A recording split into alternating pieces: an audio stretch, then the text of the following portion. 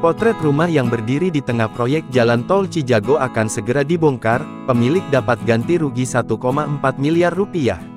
Sebuah bangunan rumah yang persis berada di tengah proyek pembangunan tol Cinere Jagorawi, Limo, Kota Depok, tengah menarik perhatian masyarakat. Pasalnya, rumah tersebut berada di atas gundukan tanah setinggi lebih dari 10 meter, sementara bangunan lainnya sudah dibongkar dan rata dengan tanah.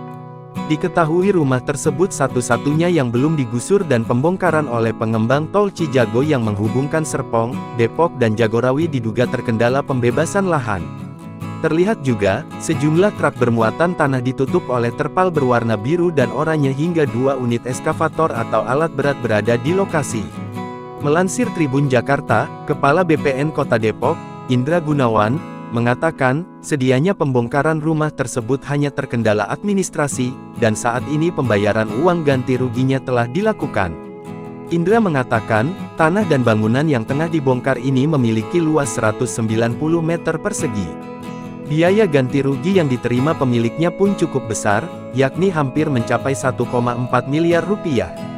Lebih lanjut menyoal pembayaran ganti rugi, Indra menuturkan hal ini akan dilakukan oleh negara melalui Lembaga Manajemen Aset Negara (LMAN), yang merupakan unit organisasi dari Kementerian Keuangan.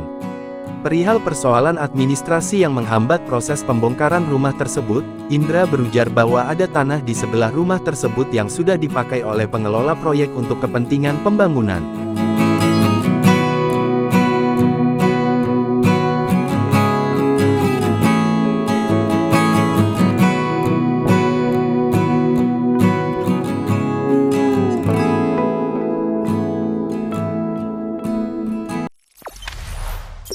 Jangan lupa subscribe, share, komen, dan like ya!